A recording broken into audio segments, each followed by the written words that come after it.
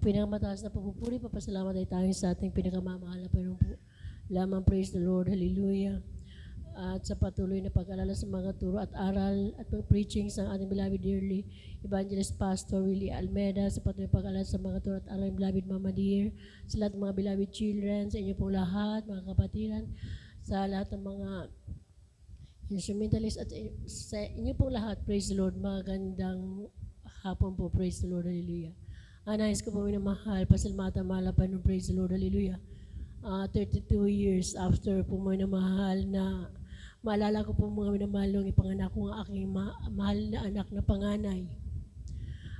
Praise the Lord, pinapasalamatan ko mahal na Panginoon dahil 2 months pa lang po mga minamahal ng time na aking po minamahal na ipagbuntis po yan mga minamahal, talagang ako po mga minamahal na itong nagmanas na. Hanggang po mga minamahal na ipanganak ko po mga minamahal na halos tinanggihan po ako mga minamahal ng 4 na nurse po sa dako ng Tigaon. Dahil dalhin na daw po ako minamahal sa dako ng Naga City. Ang sabi po minamahal, sabi niya, kasi ilang sasakyan po ang nandun nakaparking sa pastoral house.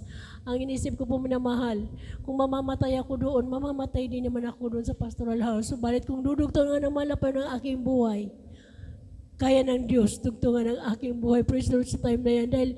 At dahil po minamahal, isa pa, wala po kami mga minahal na pera. Wala kaming, kahit 5 piso, pupunta ka ng Naga. Pupunta ka doon sa hospital na wala kang pera, alam ko po minamahal na hindi ka naman iintindihin ng doktor. Subalit sabi ko, mahal na Panginoon, ikaw ang aking naasahan. Sunday po yun mga minamahal na nag-labor ako dyan mga minamahal. At hanggang Tuesday po minamahal, may gawain dito sa dako ng salog noon. Pumunta pa po minamahal ang aking beloved husband po minamahal kasi may gawain. At kasama niya po minamahal ang isang kapatiran po mga minamahal. Dito po minamahal na pag-uwi niya mga minamahal, praise the Lord. Tunay po minamahal na talagang iba po mga minamahal pag anak ng Diyos, hallelujah, at yung may pananampalataya. Sabi ko po minamahal ng time na yun na dumating siya. Yung hawakan niya yung tiyan ko, sabi niya, hindi naman yan taga rito, lalabas yan.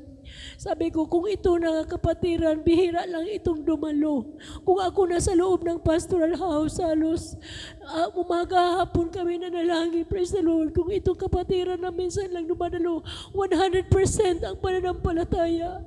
Praise the Lord, sabi ko, mahal na Panginoon, kahit pang 3 araw ko na naglilibor noon. Praise the Lord, sabi ko, mahal na Panginoon. Alam ko maghihimala ka dahil yung, sabi ko, kung paano yung baby pa ako 13 days after na ako'y ipanganak, naghimala ka na, mahal na Panginoon. Kasi dahil sa aking karamdaman po minamahal, natatad po ako minamahal ng kulibra sa aking buong katawan at na hanggang nasobrahan ako ng gamot. Kaya po minamahal, nagkaroon ako ng kapansanan, hallelujah. Na-overdose pa ako minamahal sa injection po minamahal. Subalit, yung pinapasalamatan kong mahal na Panginoon dahil yan, sa mga bagay minsan, yung mga karamdaman, hallelujah, yun ang ginagamit ang mahal na Panginoon, hallelujah. Para lumapit tayo sa mahal na Panginoon, praise the Lord, hallelujah. Pinapasalamatan ko ang mahal na Panginoon dahil maalala ko po minamahal 32 years after.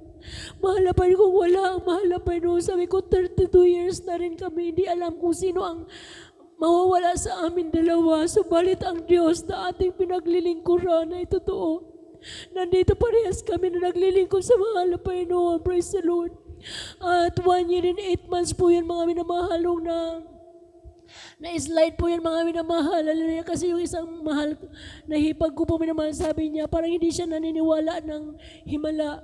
Nung time na yun po minamahal na inahabol-habol niya yung aking anak na yan, na yung biglang tumakbo na slide po yan mga minamahal. At yung pag-slide niya po dahil sa bilis niyang takbo, nung na-slide po mga minamahal doon sa may pinto namin na yung madulas po minamahal kasi nilalampasok ko yun. Bigla po siyang bumagsak. Nung bumagsak po siya, mga lito ang tumama niya. Nung nakita ko yan, mga mahal, walang malay. Hallelujah, praise the Lord. Halos nagising na yung mga co-workers sa pastoral house. Grabing sigaw ko minamahal kasi parang yung plastic na naubusan ng hangin. Yung hawak-hawak ko, biglang gumanyan po minamahal.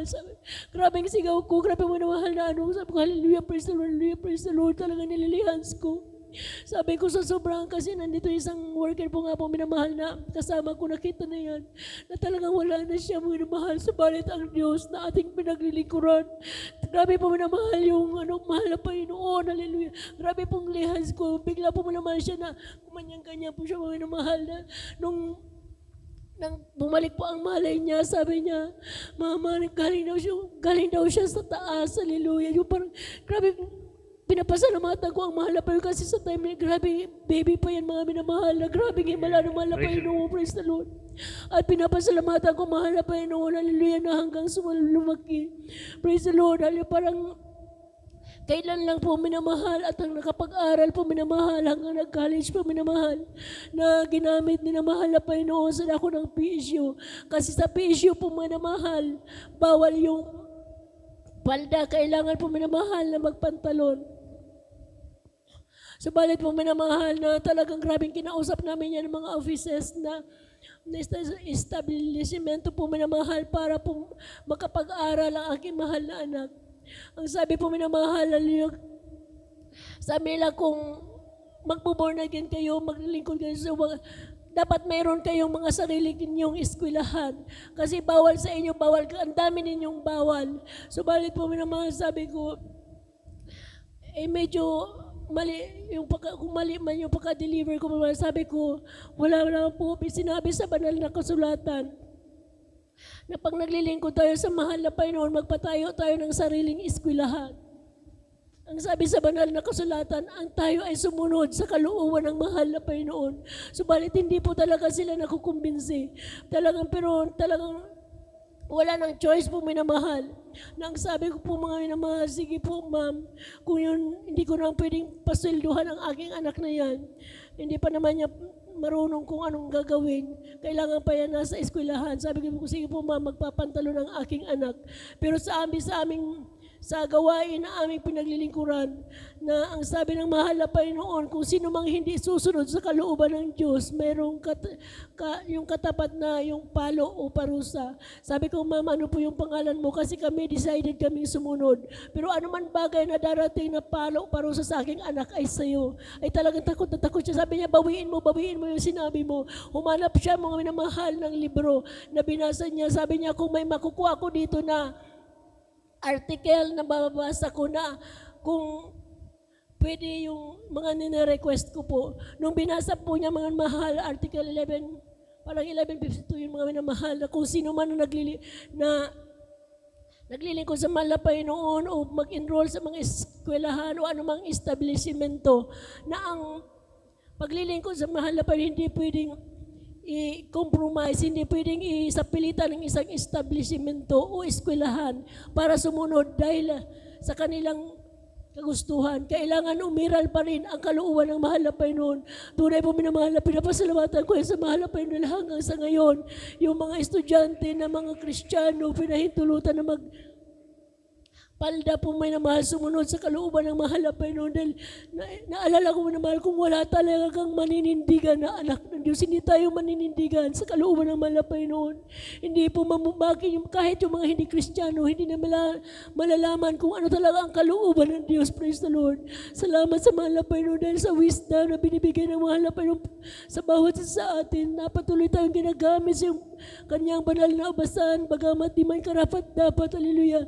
At dahil mayroon tayong pastor, hallelujah, ginamit ng Diyos, hallelujah, na tayo ay inabot ng panalangin. Minsan nga nasabi ko, paano kung naisip ko, minsan nasabi ko sa aking mahal na asawa na, paano kung ang mahal na pastor noon hindi tumugod sa panawagan ng Diyos? Saan kaya tayo ngayon? Kasi naalala ko yung patutuo ng ating beloved pastor noon na pinapagkukurusahan siya ng mahal na Panginoon, yung namatay yung kanyang anak, na kinuha ng mahal na Panginoon ng ililay hands niya. Ang sabi ng mahal na Panginoon may tinig sa kanya, yung kinuha ko na, huwag mo nang kukunin. Yung para sa akin ay para sa akin. Natakot siya, kaya pumunamahal sa mga krusada, natakot. Naalala yung sinabi ng mahal na pastor, hallelujah, na doon pumunamahal sa Luneta noon, kasi doon ako uma-attend. Yung panawagan ng mahal na Panginoon, kung anong gusto ng Diyos na gawin natin, gagawin, praise Lord. Kaya po minamahal sa aming mga pastor. Nung time na yun, nasabi ng mahal na Panginoon sa kanya na tinig na ang kinuha ko na ang para sa akin ay para sa akin. Yung utos ko ay sundin. Napakabuti na mahal na Panginoon na hanggang sa tayo po minamahal ay tumatagal sa gawain na ito. Nakita po natin kung paano magkrusada ang mahal na pastoral na ginamit ng Diyos para sa kaligtasan ng mga ating mga kababayan. Pinapasalamatan ko yung mahal na Panginoon sa lahat ng bagay na yan. Ang lahat na papuri papasalamat sa ating mahal na Panginoon po lamang